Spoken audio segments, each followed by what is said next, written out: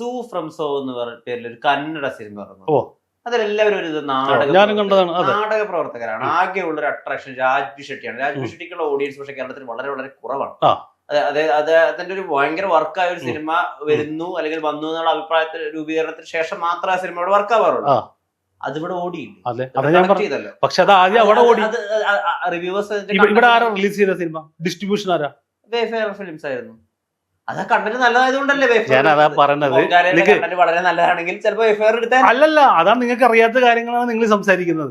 വേഫെയർ ഫെബ്രുവരി release ചെയ്യാൻ നിന്ന സിനിമയാണ് പൊങ്കാല. ഓപ്പൺലി പറയലേ, വേഫെയർ റിലീസ് ചെയ്യാൻ നിന്ന സിനിമയാണ് പൊങ്കാല. അപ്പൊ ഞങ്ങൾക്ക് സമയമില്ലായിരുന്നു. അതാണ് ഞാൻ പറഞ്ഞത്. പ്ലാനിങ് എന്നൊരു സാധനമുണ്ട് സിനിമയ്ക്ക്. സമയം എന്ന് പറയുന്നത് നിങ്ങൾ ഉദ്ദേശിക്കുന്നതിന് മേലെയാണ്. ആ സമയത്ത് കൃത്യമായിട്ട് ചെയ്യാൻ പറ്റാതെ പാപ്പയുടെ സംഭവിച്ചിട്ടുണ്ട്. ഇതിനൊന്നും ഉറവിടമോ അല്ലെങ്കിൽ പ്രശ്നമിരിക്കുന്നതോ റിവ്യൂവേഴ്സിന്റെ കയ്യിലല്ലോ. അത് ഞാൻ അവരെ പറഞ്ഞില്ലല്ലോ. ഇതുമായി ബന്ധപ്പെട്ട അതെല്ലാം ഞാൻ പറയാം. തിയേറ്ററിൽ പരാജയപ്പെട്ട സിനിമ ഞാൻ അവിടെ വിട്ടു. ഞാൻ ഇതുവരെ വന്നില്ലല്ലോ. ഒരു സ്ഥലത്ത് പോലും ഞാൻ ഒരു കമാൻഡറിക്കോ ഒരു പരിപാടിക്കും ഞാൻ ഒരു എന്താണ് ഉദ്ദേശിക്കുന്നത്? ഇത് ഞാൻ അതാ പറഞ്ഞത്. എനിക്കായിട്ടൊരു പ്രശ്നമൊന്നുമില്ല. എന്റെ പ്രശ്നം ജെന്യുവിനാണ്. ഞാൻ പറയണ കാര്യങ്ങളും ജെന്യുവിനാണ്. വ്യക്തമായിട്ട് നിങ്ങളത് ശ്രദ്ധിച്ച് കേട്ടിട്ടുണ്ടെങ്കിൽ നിങ്ങൾക്ക് മനസ്സിലാവും. ഞാൻ പറഞ്ഞു വരുന്നത് സിനിമക്ക് അകത്തുള്ള പ്രശ്നങ്ങൾ നിങ്ങൾ പറഞ്ഞ ഒരു പ്രേക്ഷകൻ മനസ്സിലാക്കേണ്ട കാര്യമില്ല. പക്ഷേ റിവ്യൂവർ മനസ്സിലാക്കണം. റിവ്യൂവർ റവന്യൂ വാങ്ങി ചെയ്യുന്ന ഒരാളാണ് അവൻ. ഈ സിനിമയെ ക്രിട്ടിസൈസ് ചെയ്ത് ജീവിക്കുന്ന ഒരാളാണെങ്കിൽ അയാൾ ഈ വിവരം അറിഞ്ഞിരിക്കണം. പ്രേക്ഷകൻ, നോർമൽ ഒരു പ്രേക്ഷകൻ അറിയേണ്ട കാര്യമില്ല. ഞാൻ ഈ പറഞ്ഞ കഷ്ടപ്പാടിനേക്കാൾ ഉപരി ഈ വ്യവസായം നിലനിന്നാലേ ഞങ്ങൾക്കും ഇവിടെ ജീവിക്കാൻ പറ്റുള്ളൂ എന്നുള്ള സത്യസന്ധമായ ഒരു കാര്യമുണ്ട്. അത് അല്ലെങ്കിൽ പിന്നെ റിവ്യൂ ചെയ്യരുത്. ഉദാഹരണത്തിന് ഇപ്പോ കഴിഞ്ഞ മാസത്തിൽ ഏറ്റവും അധികം ആളുകൾ റിവ്യൂ ചെയ്യുകയും ആളുകൾ സംസാരിക്കുകയും ചെയ്ത് രണ്ട് സിനിമകൾക്കും മലയാളമോ ഇന്ത്യയുമായിട്ടോ ഒരു ബന്ധമില്ല. അത് ഫ്യൂരിയസ് ഒബ്സഷനുമാണ്. അപ്പൊ നിങ്ങൾ ഇവിടെ സിനിമ ഉണ്ടാക്കണമെന്ന് റിവ്യൂവേഴ്സിന് നിർബന്ധമില്ല. കാലത്ത് കണ്ടന്റ് മലയാളം തന്നെ മൊത്തത്തിൽ നിന്ന് പോയാലും ഇവിടെ തമിഴിൽ നിന്നും കന്നഡയിൽ നിന്നും ഹിന്ദിയിൽ നിന്നും എന്തിന് ഇപ്പോ ആസാമീസ് ഭാഷയായിട്ടുള്ള സിനിമ വരെ ആളുകൾ എടുത്ത് റിവ്യൂ ചെയ്തിട്ടുണ്ട് ആണല്ലോ.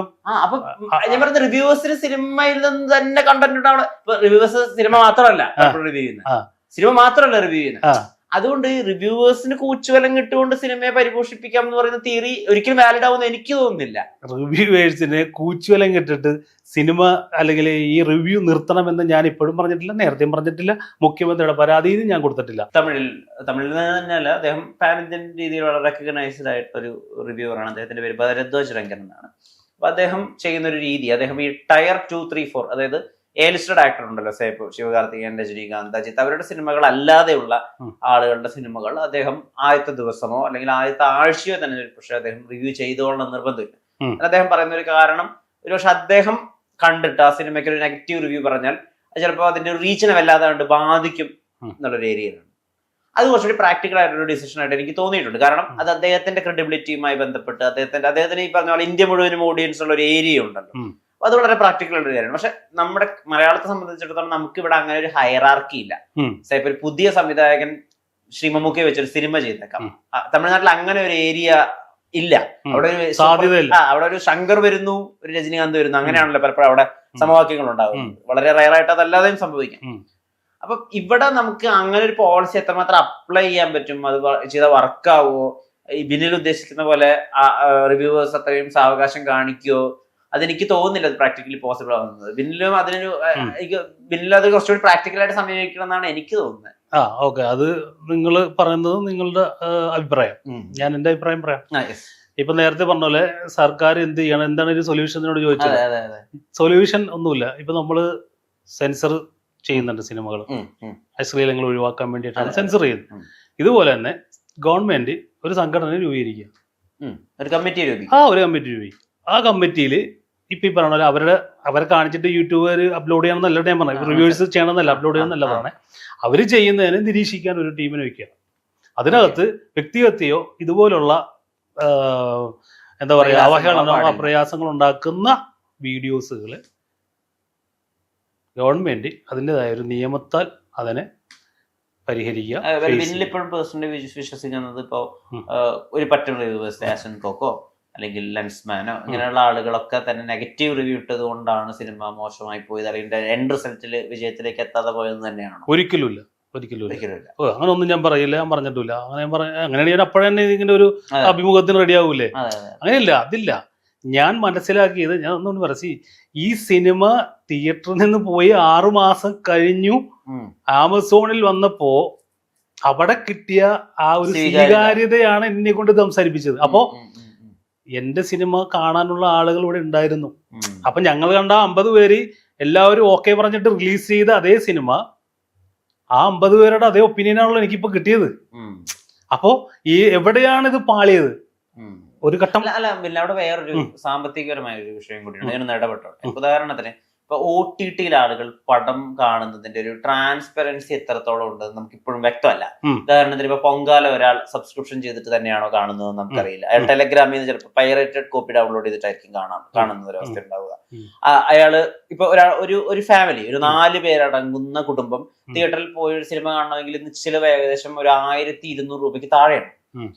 അത്രയും ചെലവ് കൊടുത്ത് അത്രയും പണം മുടക്കി എന്തിന് പൊങ്കാല പോലൊരു സിനിമ കാണുമെന്ന് ഒരു കുടുംബം 2 വട്ടം ആലോചിച്ചാൽ ആ പോക്ക് മുടങ്ങിപ്പോവും.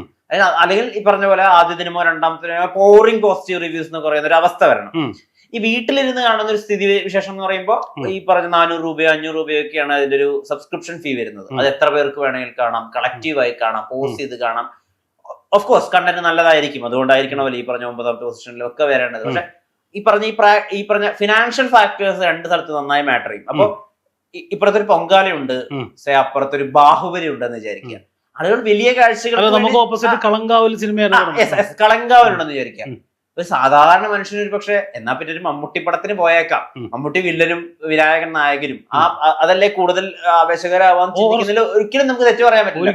ഞാൻ പറഞ്ഞത് അവിടെ അപ്പൊ ബിനിൽ ചിന്തിച്ചതിനാണോ കുഴപ്പം, അതോ ഈ പറഞ്ഞ സാധാരണക്കാരനാണോ കുഴപ്പം എന്നുള്ളത് എനിക്കൊന്നുകൂടി അറിയേണ്ടത്. അതെ, അതാണ് ഇപ്പൊ നേരത്തെ എന്നോട് ചോദിച്ചില്ലേ, റിവ്യൂവേഴ്സ് കാരണമാണോ സിനിമ തിയേറ്റർ ഫ്ലോപ്പ് ആയോ? ഞാൻ അല്ലെന്ന് പറഞ്ഞില്ലേ, ഇത് തന്നെയാണ് അതിന്റെ കാരണം.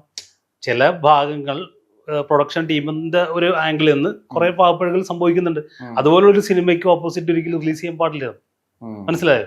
അപ്പൊ അതൊരു ഭാഗമാണ്. അതുകൊണ്ടാണ് ഞാൻ അന്നും ഉണ്ടായിരുന്നെന്ന് ഞാൻ പറഞ്ഞു വന്നത്. ഇപ്പൊ ഞാനത് പറയാൻ കാരണം ആ 50 പേരുടെ ഒപ്പീനിയൻ കറക്റ്റ് ആയിരുന്നു. അപ്പൊ കുറച്ചും കൂടെ ആളുകൾ കയറിയാനെ അത് ഈ റിവ്യൂവേഴ്സ് എന്റെ സിനിമയെ മോശമാക്കി പറഞ്ഞെന്ന് മാത്രമല്ല ഞാൻ പറയണം. എന്റെ സിനിമക്ക് സത്യം പറഞ്ഞു കഴിഞ്ഞാൽ അശ്വന്ത് ഗോക്ക് അല്ലെങ്കിൽ ആരും അത്ര മോശം റിവ്യൂ ഒന്നും പറഞ്ഞിട്ടില്ല.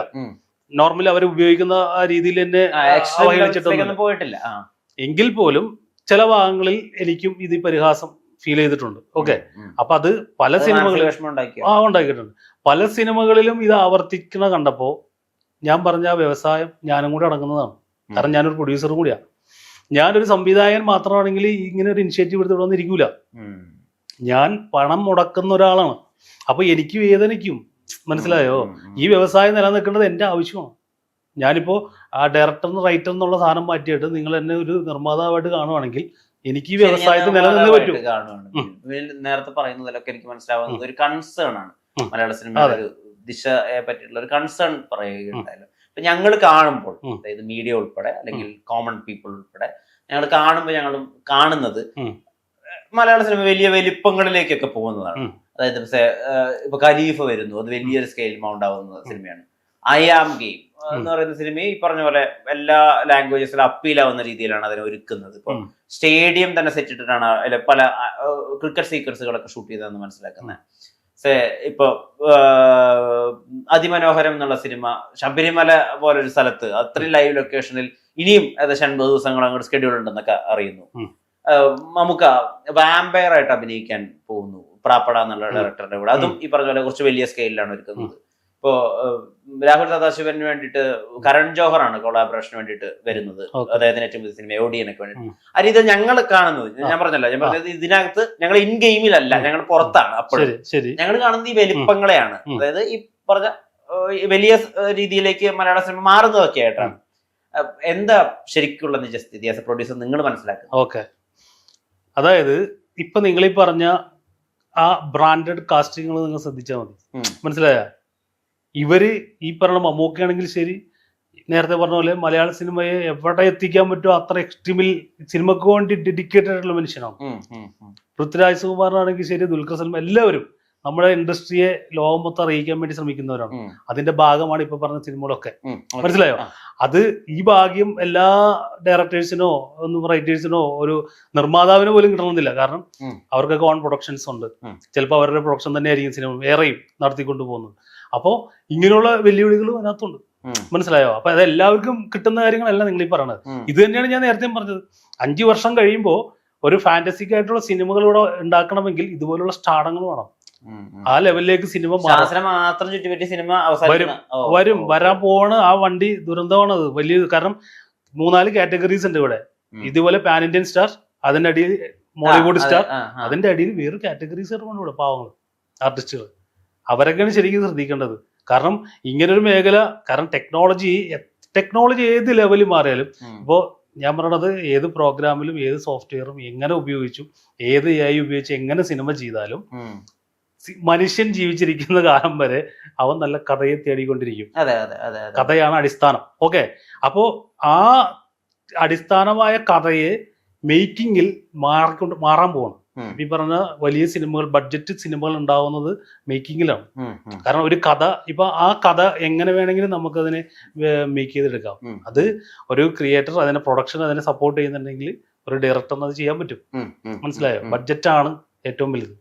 അതുകൊണ്ടാണ് ഈ ചെറിയ കഥകളും പുതിയ സെറ്റ് ഓഫ് ക്രൂവും അത് ആണ് പലപ്പോഴും നാശത്തിലേക്ക് പോയിക്കൊണ്ടിരിക്കുന്നത്. അങ്ങനെയാണോ മനസ്സിലായത്? അതാണ് നാശത്തിലേക്ക് ഏറെയും സംഭവിച്ചിരിക്കുന്നത്.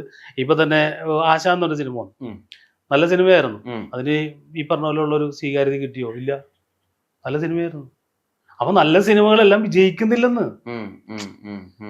അപ്പൊ അങ്ങനെയാണെങ്കിൽ ഈ 96, ഞാൻ നേരം 100-ൽ 4 ഹിറ്റും ബാക്കി 96 ഫ്ലോപ്പും ആവില്ല. അപ്പൊ ഇതിനൊക്കെ നിയന്ത്രിക്കണമെങ്കിൽ ആദ്യം തന്നെ ചെയ്യേണ്ടത് എന്താണെന്നറിയോ? കേരള ഫിലിം ചേംബർ അസോസിയേഷനാണ് ആദ്യം കൃത്യമായ തീരുമാനം എടുക്കേണ്ടത്. ഞാൻ ഉള്ളത് പറയാം. ആദ്യം അവിടെ നിന്ന് തുടങ്ങണം പരിപാടി. അവിടെയാണ് ഇത് ആലോചിക്കേണ്ടത് ശരിക്കും. അതായത് ഒരാഴ്ചയിൽ 7-8 സിനിമകളാണ് ഇറങ്ങുന്നത്. ആക്സിഡന്റില് 7 ചിലപ്പോൾ 8 ചത്തുപോകും. ഒരെണ്ണം പോലും ജയിക്കൂല. എന്തിനാണ് ഈ 8 സിനിമ ഒന്നിച്ച് റിലീസ് ചെയ്യണമെന്നേ? നിങ്ങൾ അതിനൊരു കൺട്രോളിങ് മാനേജ്മെന്റ് ഉണ്ടാക്കുക ആദ്യം. അപ്പൊ അവിടെ മെമ്പർഷിപ്പ്, അവിടെ നമ്മൾ രജിസ്റ്റർ ചെയ്യാൻ ചെയ്യുമ്പോൾ തന്നെ പറയാം, ഈ മാസം ഇത്ര സിനിമകൾ രജിസ്റ്റേർഡ് ആണ്. അപ്പൊ ഇതിന്റെ ഡേറ്റിൽ നിങ്ങൾ രജിസ്റ്റർ ചെയ്ത് പോയിക്കോ, റിലീസിന്റെ ഡേറ്റ് ഞങ്ങൾ തീരുമാനിക്കും. അപ്പൊ പറയും, ഞങ്ങൾ പ്രൊഡ്യൂസേഴ്സ് നല്ല സമയം നോക്കി ഞങ്ങളുടെ ഇഷ്ടത്തിന് റിലീസ് ചെയ്താൽ ഞങ്ങൾക്ക് എന്തെങ്കിലും കിട്ടുമെന്ന്. അപ്പൊ ഈ 96 സിനിമ നല്ല സമയം നോക്കിയല്ലേ റിലീസ് ചെയ്തത്.